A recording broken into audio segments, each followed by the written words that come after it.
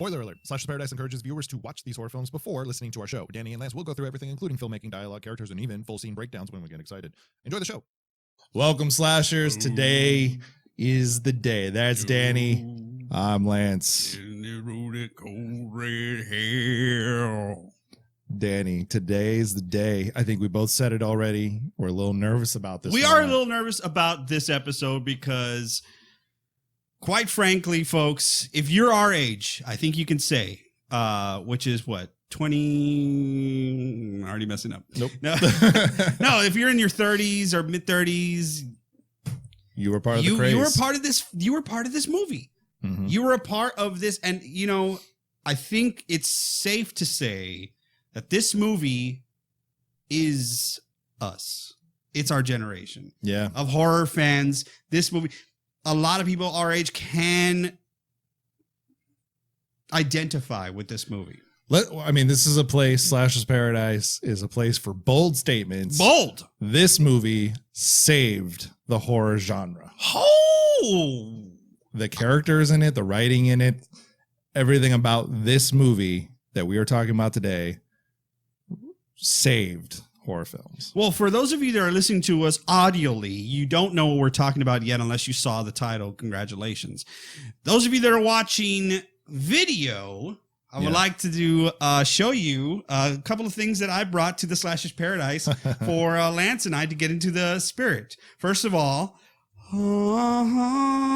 look at this awesome tiki mug of Ghostface himself. Yes, folks, we are talking about Scream. Look at this guy. Look at him. He's already got some condensation on him because, you know, he's got drink in him. So that's fun. I'm going to be drinking out of him. But also, Lance, I brought you a little something that I made right outside the Slash's Paradise. What is that, Danny?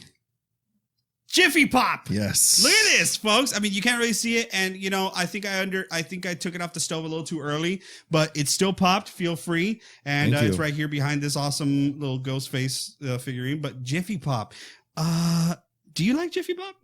I don't know. I'm about to find out, to be honest. I mean, it's popcorn, but like, you know, it's a show. It's like going to the hibachi, right? Yes. It's like going to the hibachi grill. The food at a Japanese steakhouse is amazing. Like Benihana, I love that food. Yeah, that's great. But it's the show that people go for, right? And the chef, if you get a good one, he's, you know, it's great. It's a great show. Oh man, let's watch. Danny, let's go to 1996. Let's all go to 1996. What's Lance doing in 1996? I am in not even middle school yet. I am in elementary school still, right? Yikes. Fourth grade, somewhere in there. My God. Old man Leatherface. My love for horror films is alive, but it's you know, it's not mature yet. And you're still very scared at this point. But I'm still learning. You know what I mean? Like I don't know that horror is having a very hard time in the 90s. I don't know that at this age. Of course not. I'm just excited to watch a new horror film every once in a while. Most of them are older by this point, and Halloween and Michael Myers, Jason Voorhees, all these guys are established and they're still making movies, but you know, they're all new to me. Yeah. What about Freddy Krueger? Did you know about him? I knew about him. Yeah. I hadn't seen too many of his movies. I wasn't a huge fan. You know that I like the darker toned guys. I like the Michael Myers. I like Jason Voorhees in most of his films. Well, see, I don't know if this was some sort of Freudian mishap or whatever the opposite of mishap is, made hap. I don't know. Basketball terms. But I bring up Freddy Krueger for a very specific reason. For those of you that are listening, I'm about to reference two pieces of decor here in the Slash's Paradise. Those of you that could see us, we have placed very strategically two very nice pieces of decor here. Freddy's sweater, his hat, and his glove right next to Ghostface. Is there a reason for that? Should that be a reason to even say anything? I think it is. I think there's a reason, Danny. What is it, Lance? What's the reason that those two franchises would have anything in common? Well, there's a link between the two, and that link is Mr. Wes Craven. Oh my gosh, the late and great titan of a horror genre, Wes Craven. There will never be another. No. What an amazing brain and an amazing talent of a man. Brought us two iconic. You could say he's brought a few. Well, I mean, three. I mean, if you technically look at the decades in the 70s, he brought us what last House on the Left. Last House on the Left, but also The Hills Have Eyes. Yeah, and those were kind of genre setters. You know what I mean? For the 70s especially. Yeah. That raw, like dark horror film where it was very Manson-y. Should you say that if something is an iconic staple in the horror genre, it was because it gets the remake? You think? Yeah, I mean that's a whole nother conversation we got to talk about. Like, right, you live long enough to see the creation take on itself to where it's been so established now that people are so inspired by it they want to do a remake of it. Mm-hmm. So Last House on the Left was definitely remade with Aaron Paul's in it, bitch. That's all I got. And obviously The Hills Have Eyes was remade and made into a sequel. That movie, oh gosh. But anyway, So Wes Craven, the man who gave us Freddy Krueger. I mean, yes, Robert Englund is the reason that you love Freddy because it's his character. But if you have time, folks, and you have Shudder, I believe it's still on there. If not, go find it. Never Sleep Again, the Nightmare on Elm Street Legacy. It's a great documentary. It's long because it goes installment by installment of the franchise. But hearing Wes talk about how he came up with Freddy and the story, you know, just like you could just tell he's a big kid, you know. And even so, we're talking about Scream in this sense. This is a guy who has lived long enough at this point to see horror movies become a trope, right? Right. To be they're a caricature almost unto themselves, which is why you say that they were struggling in the 90s. Yeah, totally struggling. And he didn't even he turned this movie down. This movie was out there already. It was hot in Hollywood because every major studio wanted it and was going after it. And there's a huge bidding war for this. Yeah. And we're going to talk about the writer of this film, Kevin Williamson was his name. Yeah. Kevin Williamson, is that the guy? Is that the guy? You almost act like that's a foreign name in the slasher's paradise. Right. So this script that he wrote was so brilliant that every company out there was going for this, except for Miramax and the newly established Dimension Films. Which they can go to hell. But that's kind that's the only studio that had not made an offer yet. It was because they were the last to know about it. And then they immediately, once they read the script, because it was so hot, said, how much do you want for it? Okay. So it's almost like it's the one that doesn't pay attention to you. That's how you flirt when you're in middle school, high school adjacent. It's the one that you don't, or you're like, okay, look, I put out this, you know, I'm wearing my silk shirt to school. It's the 90s. I'm wearing my silk shirt to school. I know you didn't ask, but I'm about to fill you in on what Danny was doing in 1996. He was very much wearing silk shirts tucked into Bugle Boys, probably, jeans.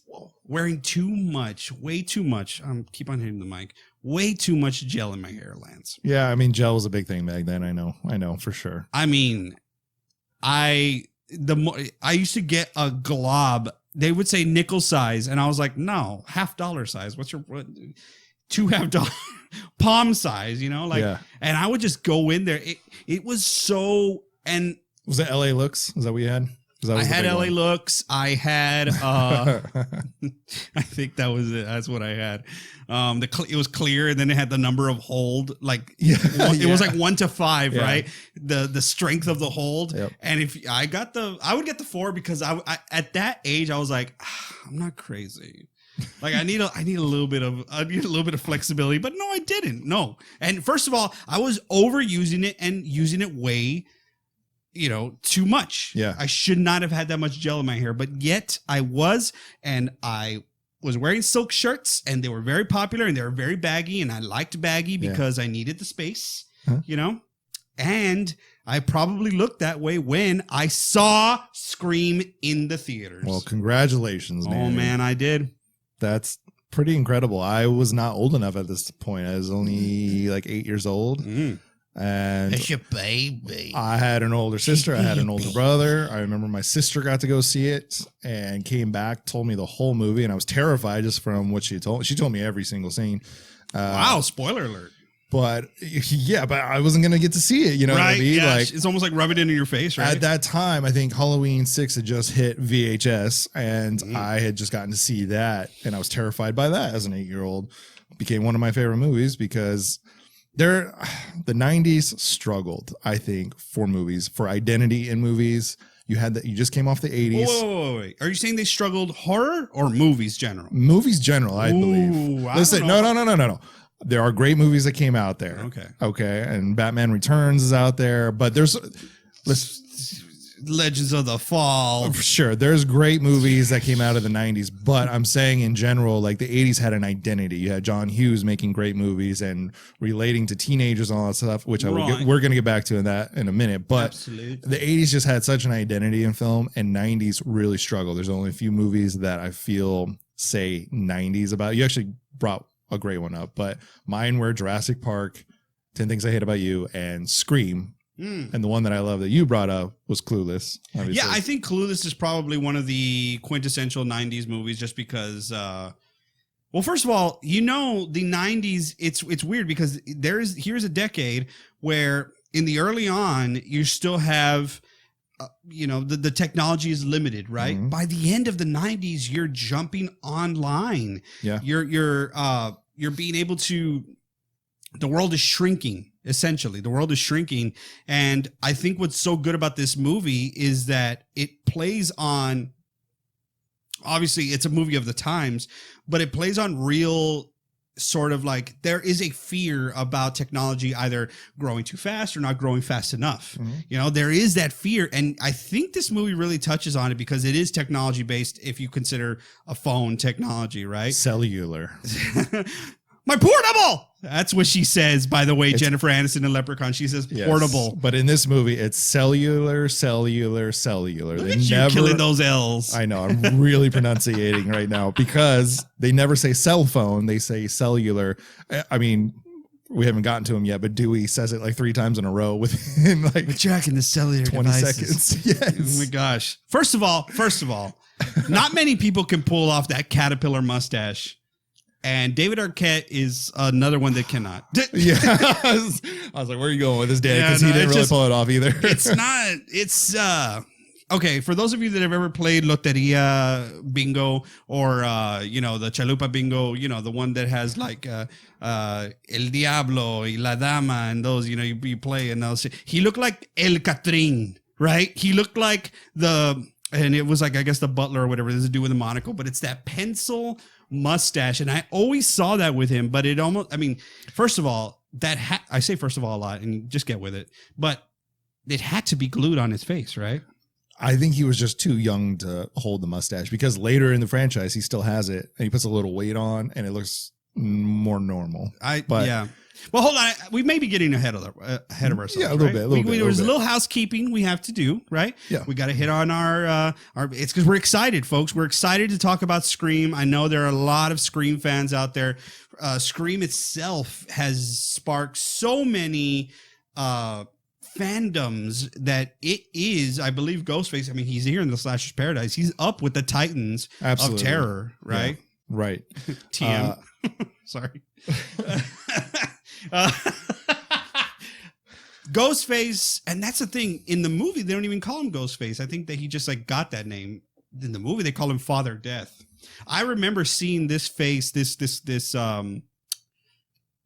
costume well before the movie. I remember seeing it. I remember kids having it. Yeah. I don't think it was created for the movie. It couldn't be. It actually was. What? Yeah. Well, maybe I was just seeing it concurrently with the movie. There's a lot of there's a lot of details about how this mask and the look. But like you said, we got some housekeeping to do. Got some housekeeping. So you don't want any Jiffy Pop? No, but I'll take a pumpkin spice latte. Ooh, how fun. All right, Danny, all you. The pumpkin spice latte for Scream by Danny Gonzalez. This movie centers around a group of teens in a small town that are living through a series of vicious murders that are taking the shape of familiar slasher tropes, and they are commented slasher movie tropes, and they are commented on as such throughout the movie. There is some past coming up to haunt. It's very much a whodunit slasher movie centered around teens that are very much capable of carrying the acting load, and the killer is donning a white mask that is the shade. It almost looks like a ghost. So it's almost something you have seen before, but it's something fresh. And can they find out who the killers are before they are all dead themselves? That's Scream. And here's your breakdown for Scream. The movie was released on December 20th, 1996. Our budget was $15 million. And our overall box office revenue was $173 million. Hell yeah. But it was also a very slow start for this one. It took about 3 weeks before we hit number one in the box office. Okay. And then we ran for 31 weeks after that. The movie was written by Kevin Williamson, which we were going to go into depth about where he came up with this and all that. Okay. Directed by Mr. Wes Craven, starring Nev Campbell, David Arquette, Courtney Cox, Matthew Lillard, Jamie Kennedy, Skeet Ulrich, thank you. You're welcome. Rose McGowan, Drew Barrymore, who is a cornerstone of this movie. And I just want to go right into it and jump off on that. Let's do it. We owe this movie to Drew Barrymore. Okay. I'll go with it. Let's start with Kevin Williamson first, the writer of this film. Wait.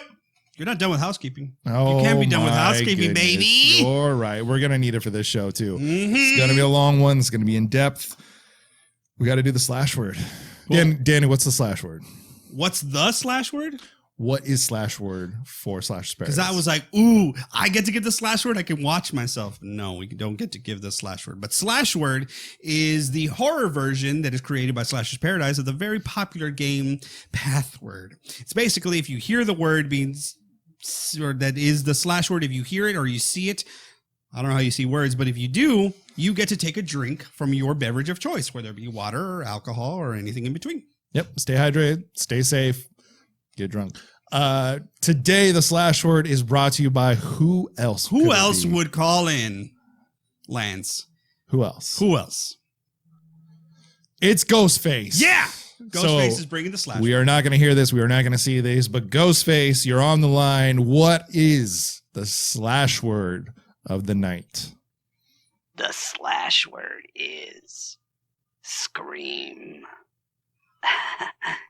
Yeah. All right. Wow. There you go, people. How about that, huh? There's your slash word.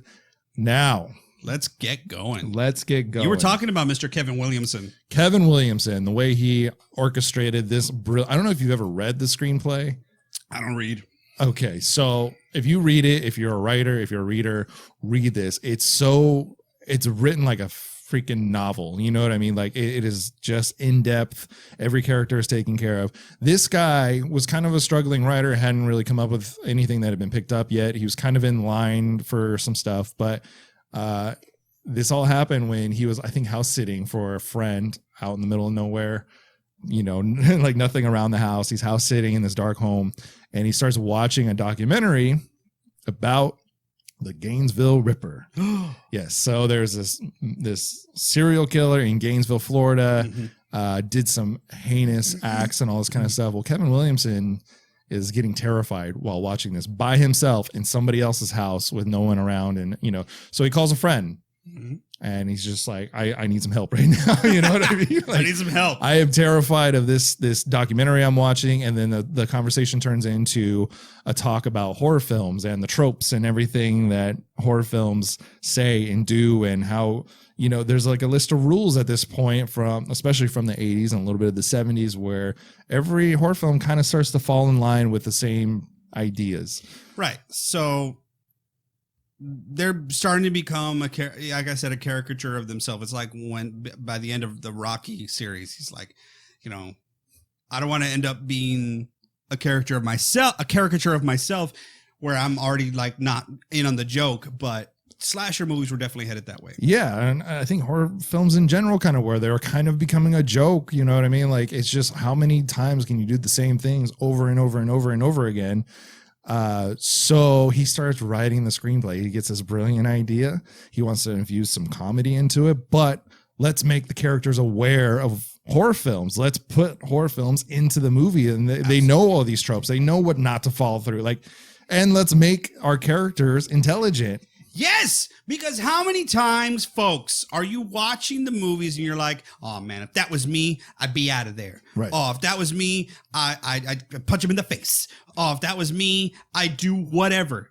At this point, all right, put your money where your mouth is. Let's get some people in there who are very well aware of the horror movie trope, of the slasher movie trope, which is what?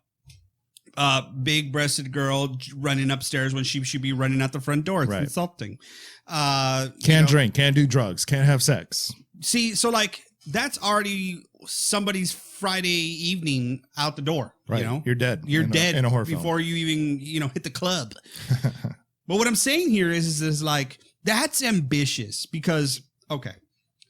I've always said that there is a definite, I think we talked about this in the Black Christmas episode, but there's definitely a point and there's a place for having good social commentary in horror movies, but you have to be well equipped to pull it off. If not, you just seem like you're like, hey, this is an issue.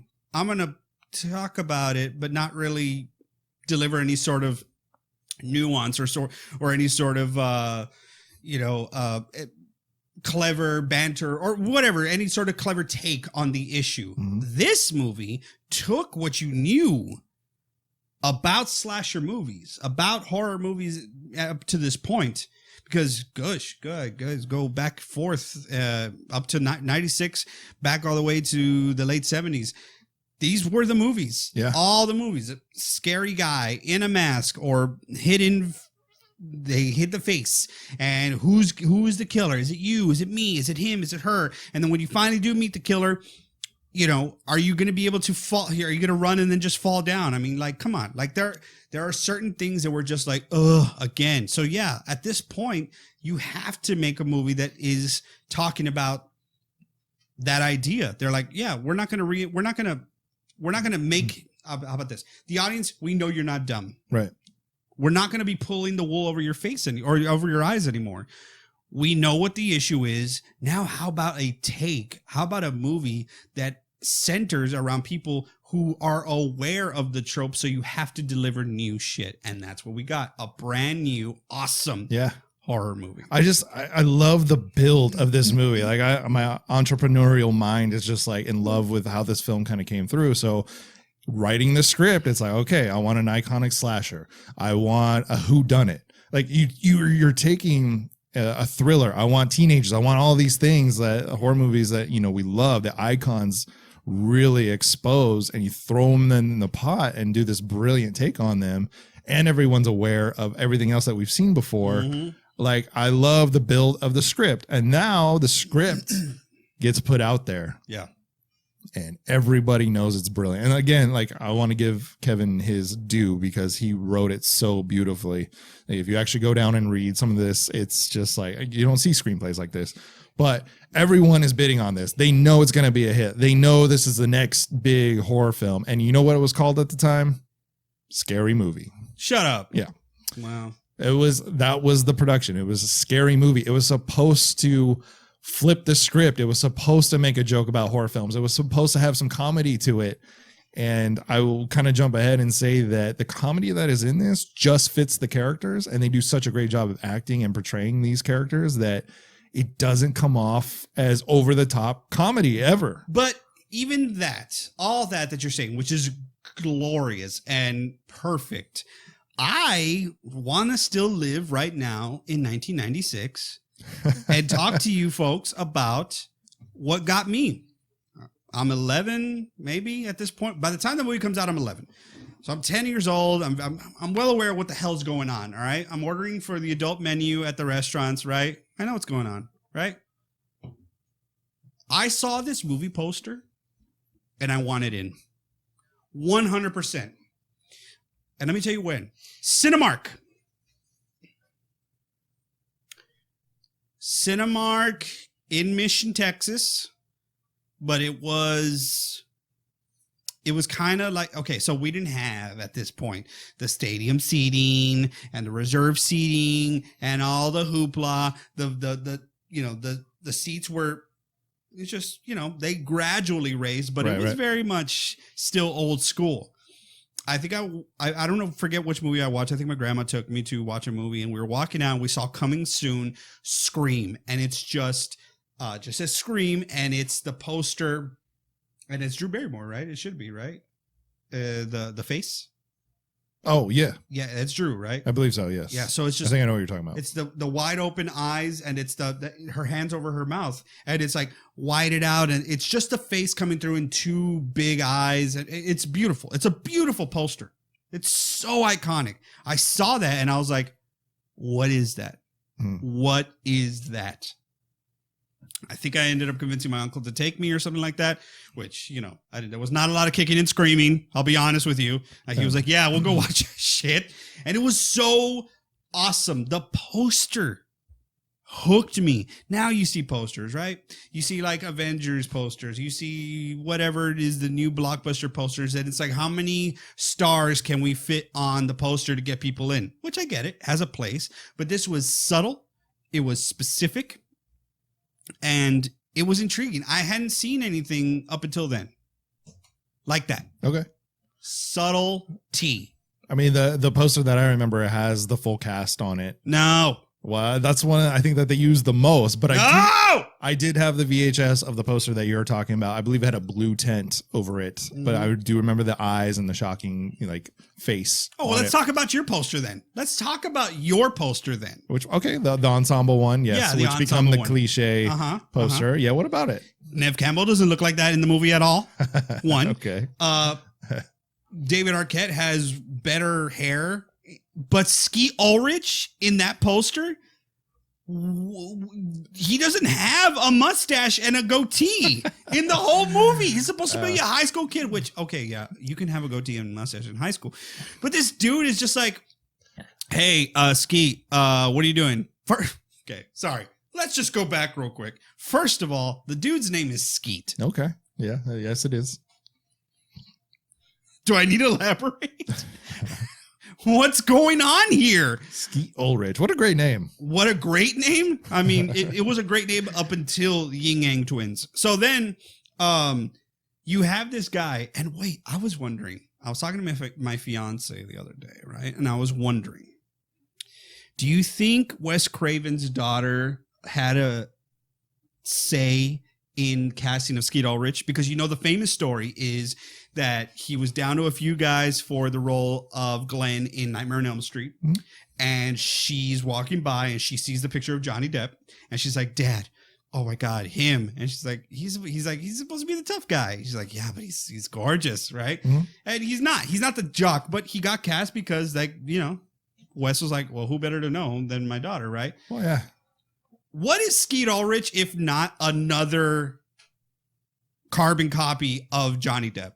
Straight from the words of Wes Craven, that's why he got cast, because he looks just like him. Okay, then I was on to something. Yeah, absolutely. I mean, my experience with this film, the hype built and built and built up even into the VHS release, which came months later, because this stayed in the theater for 31 weeks. That was forever. And it didn't hit for, I think, until the fourth week, which was in late January, where that became this is a hit. And the hype, because of the whodunit, was huge. So I remember, like I said, my family had kind of seen it in the theater. My dad had not seen it yet until it hit VHS. And I remember the night that my parents watched it in their bedroom. And I remember I wasn't allowed to see it yet by their standards, trying to take care of their baby, not too much horror. Sure. But I remember my dad's reaction seeing the cover, and this is the ensemble cover by this point. Oh, Drew Barrymore's in it. She'll survive. She got, and this was her idea, she got my dad perfectly. It was her. She was cast as soon as the script was out. She was attached to it to play Sidney Prescott. Huh. she was going to be the I survivor. don't know how that would have been. She was the main girl, and that's why Wes Craven eventually came around and said, "Oh, Drew Barrymore's in it. Okay, I can do this."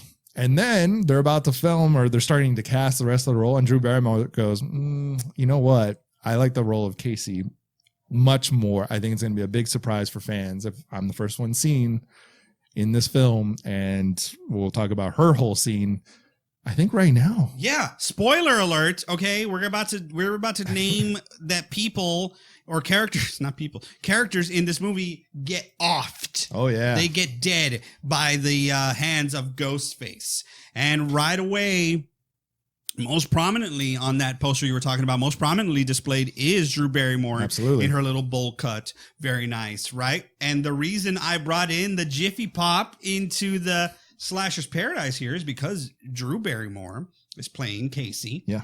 Starts the movie off by getting a phone call. Totally innocuous, totally innocent. Just a phone call. It's established that she's home alone. It's a pretty nice house. If you know anything about real estate in California, then you're saying, who are these rich people, because it's not a den. And she's in there and she's getting a call from a guy who's got I don't want to say sultry, Lance. I would, yeah. But I want to be around there. I want to be around that word for how to describe the voice of Ghostface. It's a bizarre, inviting, sexy, but scary voice. It's on the edge of all of those things. So let me see. So, sometimes, because when I talk and I'm very excited, I tend to go a little higher, right? When I talk and I want to be a little bit more, in depth, Yeah. I just, kind of break it down here. Depending. When Ghostface starts off and he's just neutral, it's some of the most. And tonight on the midnight hour, we're playing Casey and JoJo for all you people out in the San Fernando Valley, radio DJ style. She answers the phone. And he's like, "Hello," and he's just cool, You tell me. No, that's not. That's later. It's like when she says, "Oh, I think you have the wrong number," and he's like, "Do I?" And even then I cracked. I couldn't even do it. But when he gets agitated, I feel like I can do that voice really well. Right. Yeah. Yeah, I know. It just hits all these levels. But again, I feel like it's so inviting because she starts having a conversation with those guys. She's home alone. You can't just okay, but that's me. Okay, that's me right now. That's me right now talking about you can't just start having a conversation with a complete stranger who just called you up. By the way, this is also before Star 69. Yeah.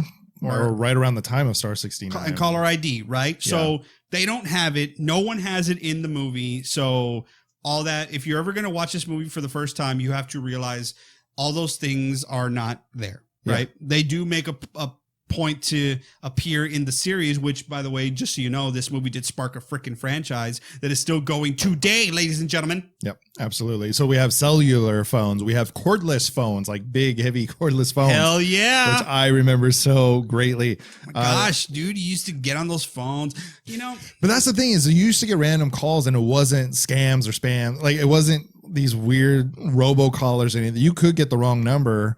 And I think you felt a little more safe being who are we looking for? Maybe I know, there was something a little more open about getting a wrong number back then. Okay. But also the fact that you have to, okay, let's go back to the 90s really quick. All right. I'm 11 years old, starting to deal with what I'm dealing with, right? Growing up into a young lad and starting to notice girls and want to call them.